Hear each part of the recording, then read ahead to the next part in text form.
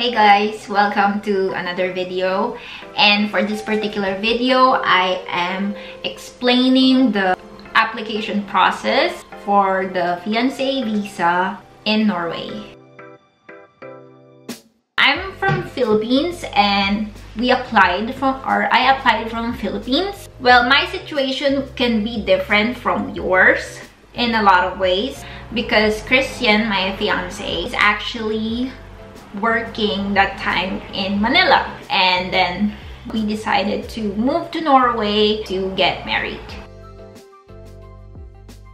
I'll be explaining each requirement that can also be found on the UDI website. For all the application process for all visas and entering Norway, you can see all application requirements on udi.no. It is in Norwegian, but they have translation in English if you just click the top right of the website.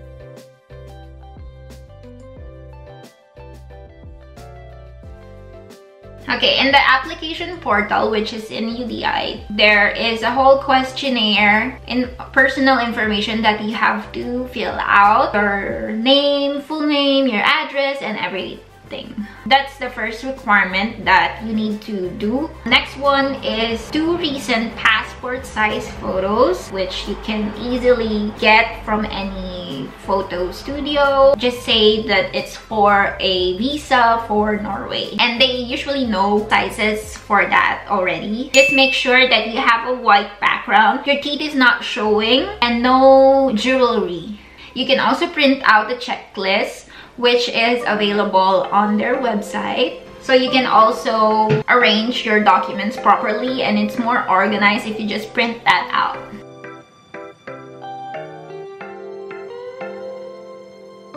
For the applicant, which is myself, I needed a passport copy of all used pages. Used pages means all the pages on your passport that has stamps. Photocopy all of those. And then also the bio page, which shows your name. You will also need a birth certificate. You can get this from NSO. You can have it delivered at your house. You can do it online, or if you want it to be rushed, you can just go to their office and get it at the same day. And also a CENOMAR, which is the certificate of no marriage. You can also get that from NSO. This is a very important tip. When I submitted my requirements, the birth certificate and CENOMAR needs to be authenticated. So what is authenticated? That means a red ribbon authenticated by the authorities in Manila. You need to go to DFA and have your documents authenticated, which is your birth certificate and CENOMAR. I don't remember how much it costs, but it's not that much. Just have 2 copies of each, just so you have extra. For these certificates, it's only valid for 3 to 4 months.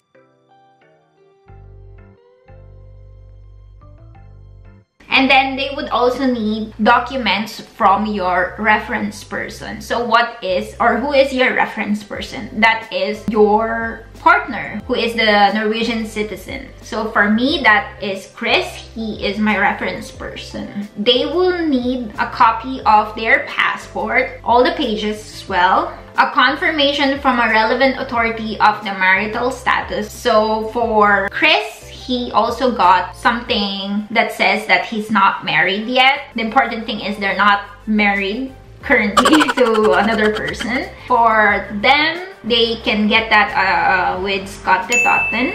They know that, so they can just order that online and It's no hassle. So the next one is, if the applicant or the reference person has been married before, divorce certificate or their death certificate, blah blah blah. That wasn't our situation, so I don't really have information for this, but there's an explanation on the website. As a main rule, the divorce should be registered in the same country as the marriage was entered into.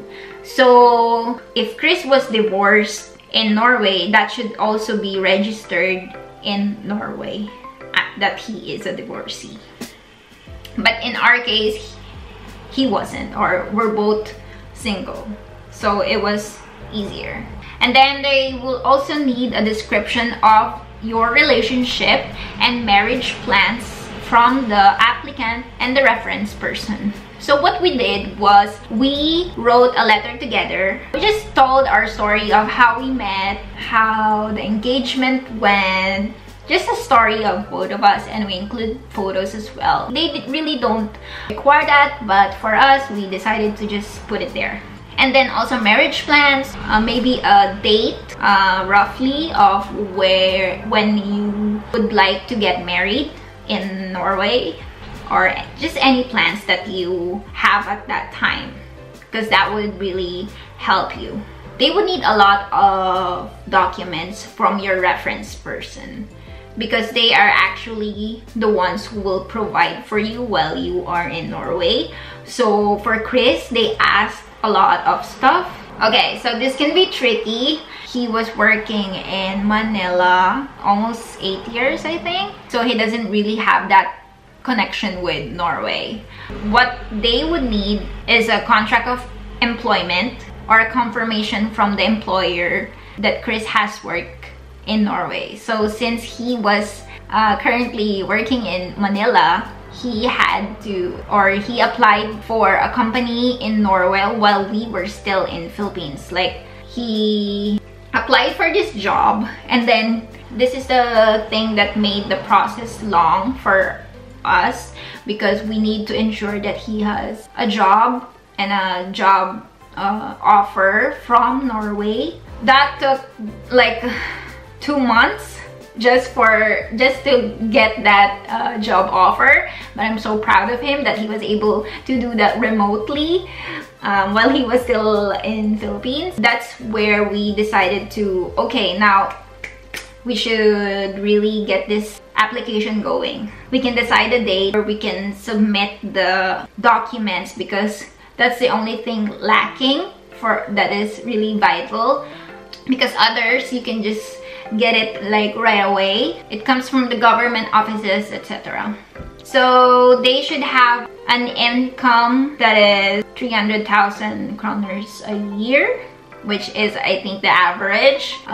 If you're full-time, that is the average salary. And then also a thing with NOV, they should not have taken anything from NOV, because they support, like, if you are not working, they would give you allowance every month. It only shows that you have been working and you're not like dependent to the government, because you are actually bringing your fiance to Norway, where you will be the one providing for them. So if you don't have any money or any job, you can't really provide for your fiance. They have this paper where that certifies like you haven't taken anything from NOV.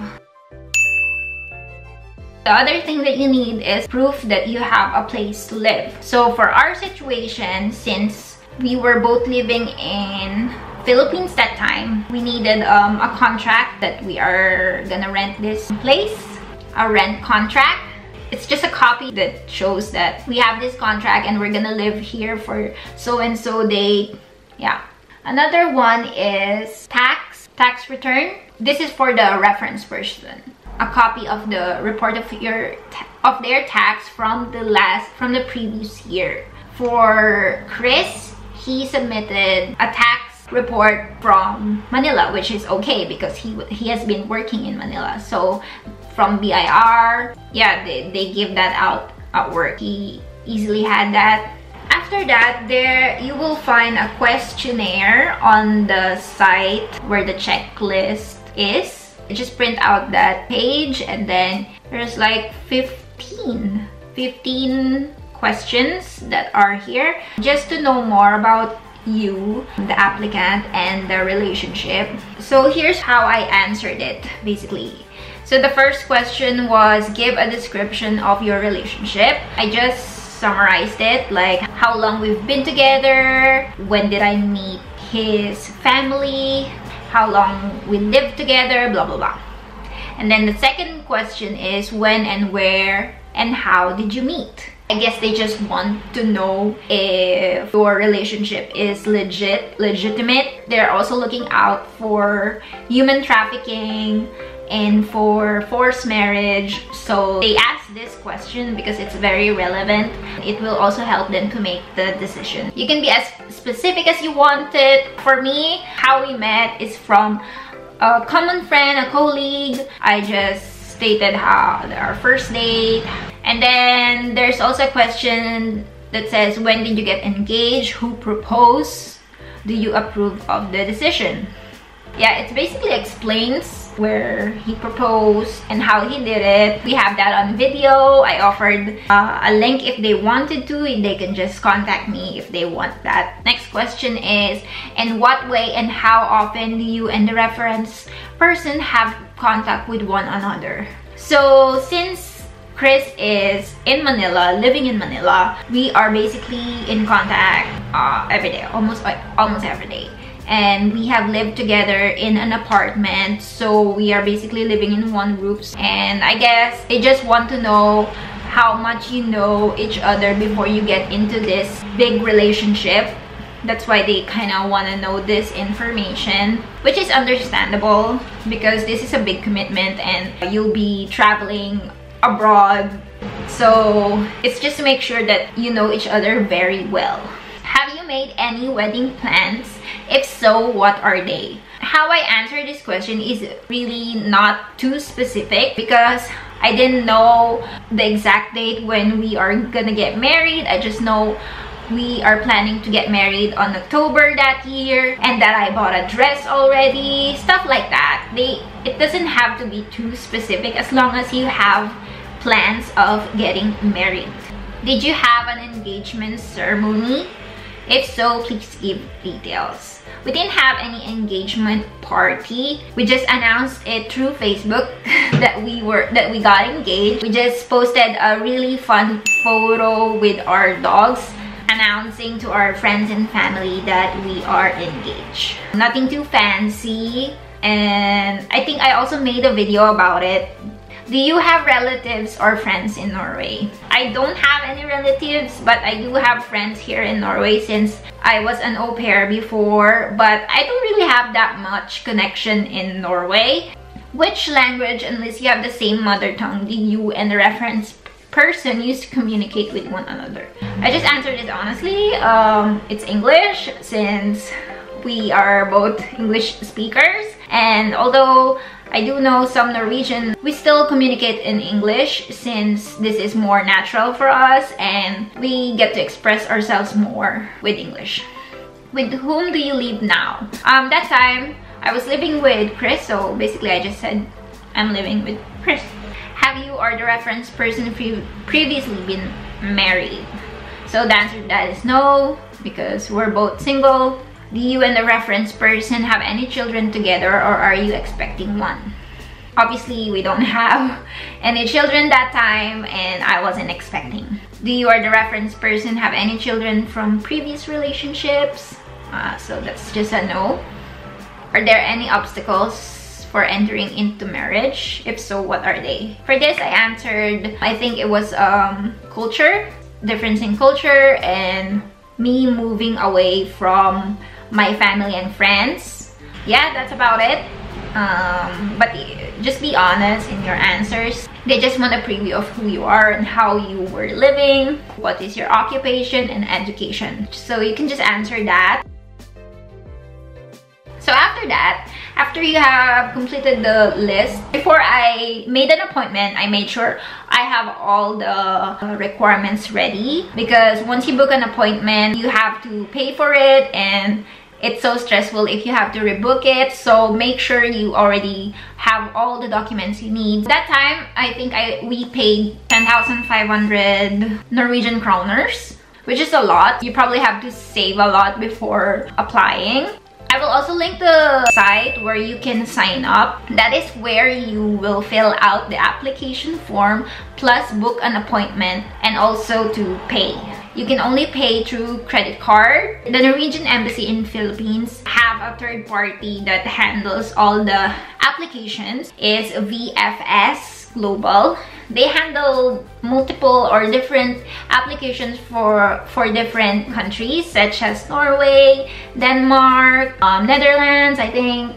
Yeah, their office is at Makati. It has been easier and faster when they had this third party came in for them. And also you have to pay another fee for VFS. This is an additional fee. So make sure you have cash with you when you submit in your application. After you have submitted all your documents, they would tell you that it may take up to a year for the processing or for a result. I think it took us 2 months after I received an answer. Almost 2 months. That's already fast because some people, especially when you're applying from Norway, it takes a lot longer.